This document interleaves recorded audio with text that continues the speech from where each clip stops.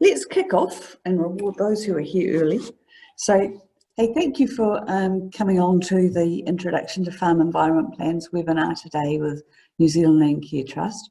Really appreciate you making the time to join us, and I hope that you find this useful. I'd like to thank Rural Women for supporting us in running these webinars. This is one of a series we've done around the country. And also today we've got Ian Brown from Environment Canterbury who'll be talking. And I'd like to also thank Water Strategies Limited, whose offices I'm using, and their fabulous broadband. It's been a real help. On the webinar with us in support, we've got my colleague Janie Stevenson, who's from the Bay of Plenty, and my other colleague Mario Torres, who's our IT person from our head office. So thank you very much everyone for joining us. Okay, so I will just share my screen now and we will get into our presentation. Here we go. Cool. So, as I said, Introduction to Farm Environment Plans. Right, so we're using our chat function. What we're going to do is we'll use that. If you've got any questions along the way, please use that. Any comments you want to make. Janie will be keeping the eye on the chat for me as we go, and so she'll help me catch up if I need to. As we go too, there'll be a couple of points where we'll copy and paste some information links in for you to follow up. So we've already figured out where you're from. I'm just trying to think if there's anybody new who's come in since we've started. Please just let us know where you're from. And we're wondering why you're interested in the farm environment plan. So if you could maybe just pop a comment in there, that would be good to know that, what your interest is.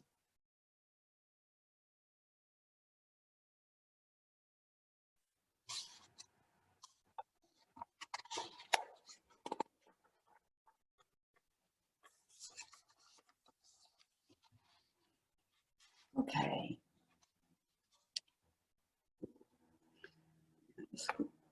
Back. Cool. Okay, well let's move on. I'll just give you in this webinar we'll be doing a quick outline of who we are in the Landcare Trust. We'll have a look at what a farm environment plan is, just a very short history of how they've come about. Obviously looking at the benefits of one for you. Rebekah Kelly will give us a perspective from a local farmer, and Rebekah's actually, we've got it by a little video that she shot for us the other day. Then Ian Brown, who's our ECan FEP specialist, will run through the local requirements. Then we'll have some further information and some time for questions. Okay, so the New Zealand Landcare Trust, we're a not-for-profit organisation, and we've got there's a number of trustees, as you can see here: Ecologic, Forest and Bird, Federated Farmers, Rural Women, who've been sponsoring this seminar, Fish and Game, Federated Mountain Clubs, and the Federation of Maori Authorities. So the trust has actually been in place for, I think it's our 25th anniversary this year. And what we do is we work on sustainable land and water management through community engagement. So we're very much a grassroots organisation, and on that wee map you can see there, those green areas are where we're operating, and we have either catchment coordinators or regional coordinators in those areas. So we're working with catchment groups, we're across the district, Landcare groups where we're doing local projects. Farmers are a key focus for us, and a lot of our work is around promoting the practice or the uptake of good management practices. And we also work with other groups and other projects, but a lot of our work is focused on farmers. So now looking at what a farm environment plan is, it is essentially an environmental risk management tool. It helps you recognise your on-farm risks and gives you a program to actually manage those. I think what you have to remember is an FEP one size doesn't fit all, and it's because it's unique to your property, and there are regional differences in these things. The FEP will pick up your local climate and soils. It will take account of the type of farming that you're actually doing, plus also what you're wanting to achieve as a farmer and land user. And you can see on the right-hand side there, I've got 3 examples of FEP templates that the top one's beef and lamb, next one is the Foundation for Arable Research for arable farms, and the Tiaki one is the Fonterra sustainability one that they have. And we've got links for those, which Janie will put up for us, plus a few others for dairy industry, other dairy ones, that type of thing. So please use those and have a look at those. Next, the level of an FEP will largely depend on how much your farm system change is underway or being considered. And this is something that Ian will be talking about in his presentation. So farm environment plans, they've got a long sort of genesis, a long history, where we started off with early soil conservation plans. We've built on those with nutrient budgets, nutrient management plans, environmental farm plans, and we're now moving towards whole farm plans. And I see that Beef and Lamb in a recent press release are now introducing the concept of natural capital into their farm planning. So if you look across that bottom where we go from the 1970s through to the future, what you're seeing there is actually an increasing understanding of environmental issues and environmental risk, and an increasing ability for us to integrate these things into farm planning. And you'll hear these things called different names. Don't worry, just focus on the core of what you're trying to do with a farm environmental plan. And the key benefits of an FEP are around helping you protect your valuable farm assets. You know, it's your soil, your water, your vegetation, your biodiversity. Without those, you haven't got a farm, you haven't got a farming business. The FEP also helps you improve your decision making in your farming business, and I think you'll hear Rebekah talk about that. I think a key thing for us too is it helps manage uncertainty. As you know, with droughts and floods and changing prices all the time, and what feels like just a mountain of environmental regulation, a tool that helps us manage the uncertainty is really important. Also too, you can use your FEP as a conversation starter amongst your farming partners. So get it out at the kitchen table over Sunday dinner and let everyone chew it through and understand what's in there and how to use it. From the consumer point of view, having a farm environment plan gives your business more public credibility. It shows what you're doing to protect the environment and as how you're integrating that within your farming business. And I think last but not least is it does reduce your compliance cost. So I'd like to now introduce Rebekah and Dave Kelly. They farm up at Woodchester in Waiau. Their farm was actually quite badly hit by the earthquake in November 16. So you would have heard about the wall of Waiau, goes right through their farm, and they ended up with Lake Rebekah out of it as well. And that was kind of the genesis for them to actually do their farm environment plan. But I think as you'll hear Rebekah talk, it's more than that for them. So I will stop sharing and then Mario can play the video for us.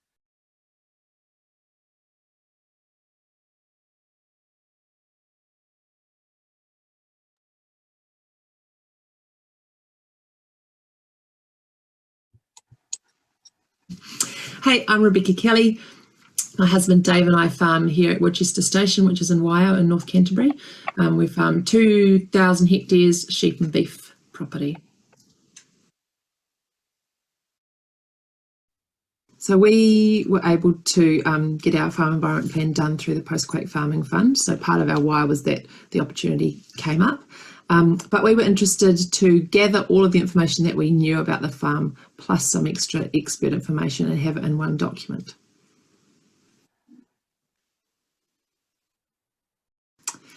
We employed an advisor to help us put our farm environment plan together, and mostly that's because we are fairly time poor running our own business. So we worked with him gathering information, and he did quite a bit of the work looking at maps and working out some of the gradients and those sorts of things, which we could have sat in a meeting and worked through. He came on farm twice to work it through, and the rest of it just worked through emails.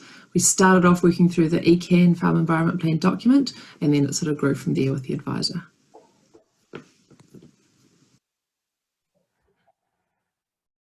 So we end up with a document, a Word document on our computer. So it's not PDF'd, it's something that we would expect that would be changing regularly, but it has some really good mapping, just JPEG mapping, that shows aspect, it shows soil type, and then it shows slope, and then talks about management and how we are already managing the farm, talks about waterways and all that kind of stuff. So it's just a one-stop shop to come back to be making environmental decisions on the property.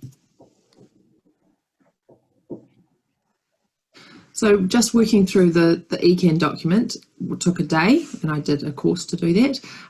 Getting the fuller farm environment plan that had lots more aspect and lots more mapping stuff involved probably took us 3 months, but that was just waiting for the advisor to come back to us and then replying. So it might have only taken about 3 hours of work for myself.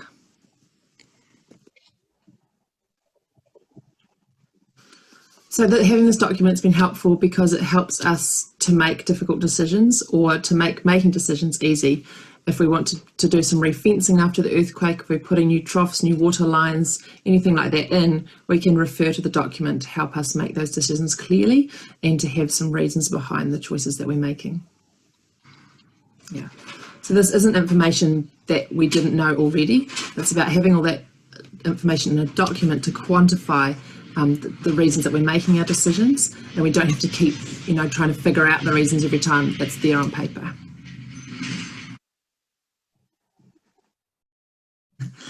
We've all got a bunch of stuff hitting us, national policy statements coming left, right and centre on all sorts of things, and so we are going to be faced with having to prove that what we are doing is the right thing. And having a farm environment plan for me is the first step to be able to explain why it is that we are farming in the best way possible on this bit of land.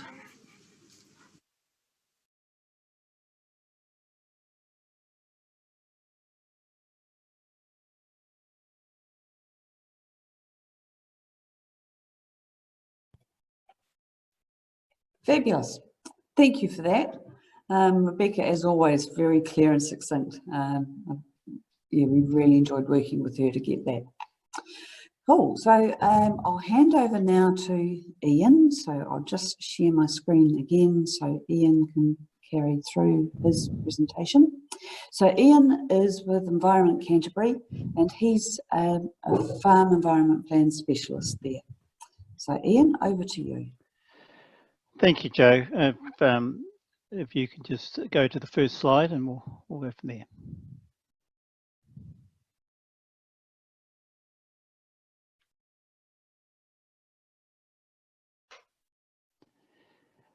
It was really interesting to listen to Rebekah and to yourself, Jo, and just get some of the features which do make up a good farm environment plan. But I thought I'd start, I'm going to get into in a minute, just some of the Canterbury requirements for farm environment plans.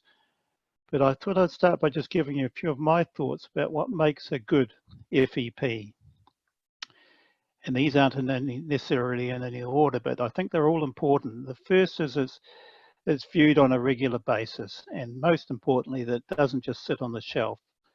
Sometimes these documents can be such that they're put together, they look nice, they got lots of glossy photos and that sort of thing, and then they sit on the shelf. And to me, that's not, some value, but of limited value when that happens. The second thing that's important to me, and again, it was interesting listening to Rebekah there, that is tailored to individual needs. And while there may be an outline, a template, a process to go through for developing FEPs, it is really important that these are tailored to the individual needs, to the people on the land and the piece of land involved itself. it's important that they become an integral part of the farming business planning. And again, they're not an add-on, they're actually an important part of that.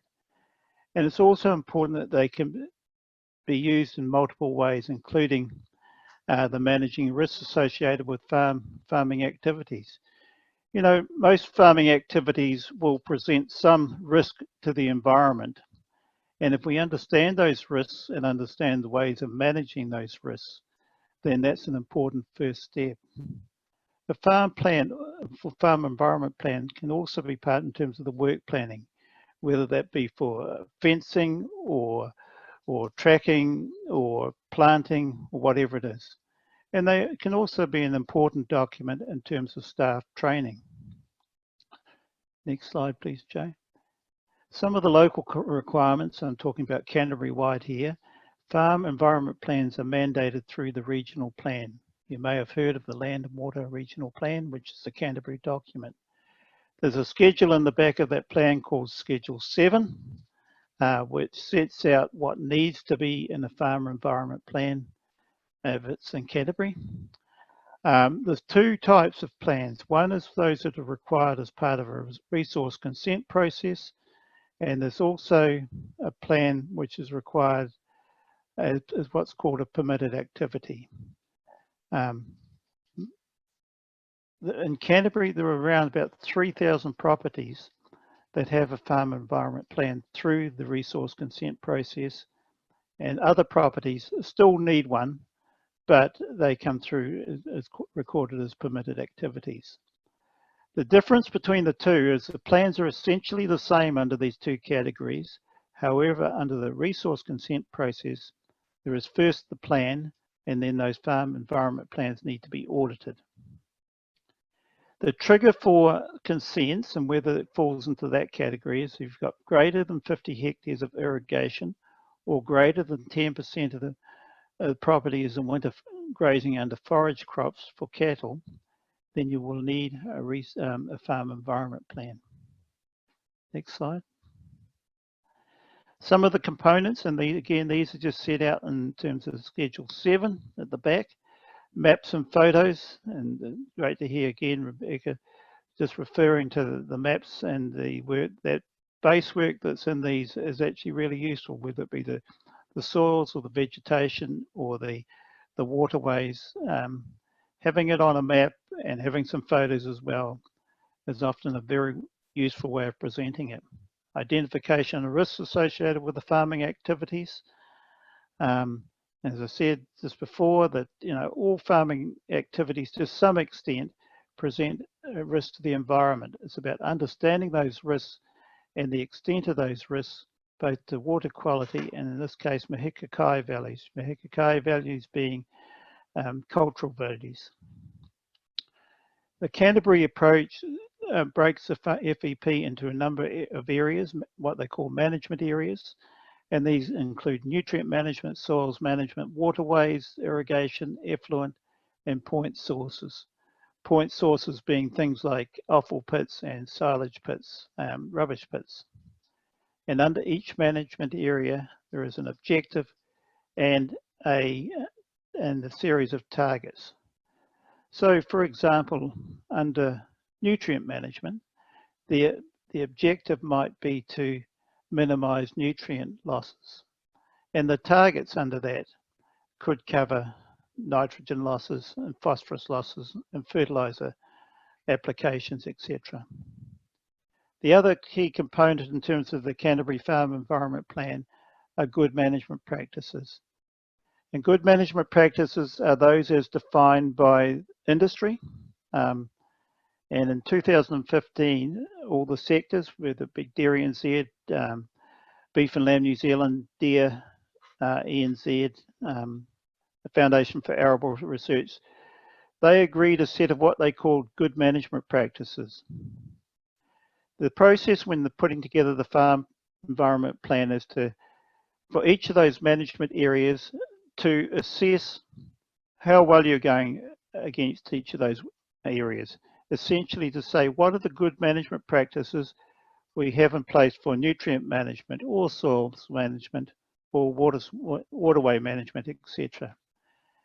And then to say, hey, are we achieving the objectives and targets, or are we not? And if there are gaps, and then it is about putting in place some actions.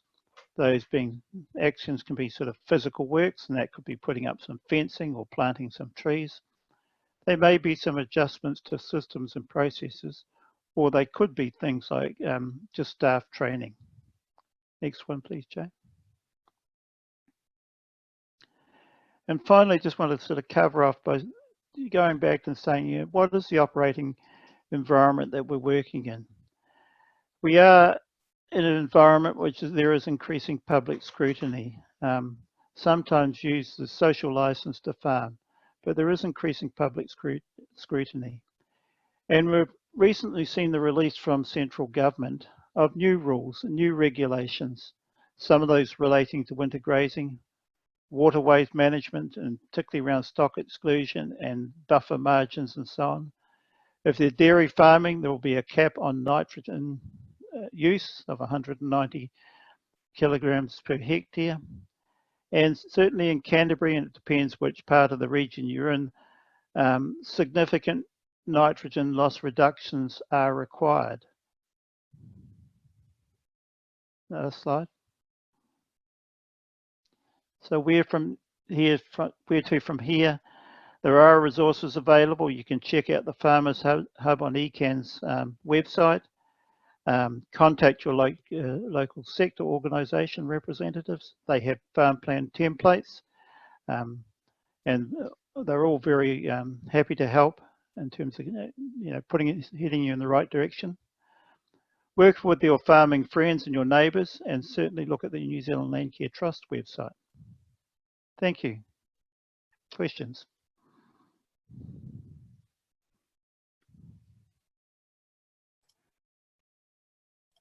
Thank you, Ian.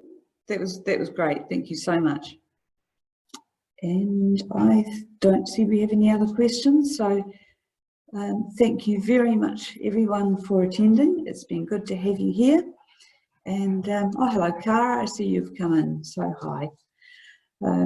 So thank you, everybody. If there are no more questions, I'll wish you well, and you might have time for just another cup of coffee before you head out on the farm. Okay, everyone. Thank you. Bye. Thank you, Joe. Bye. Thanks, Ian. Thanks, Janie. Thanks, Mario.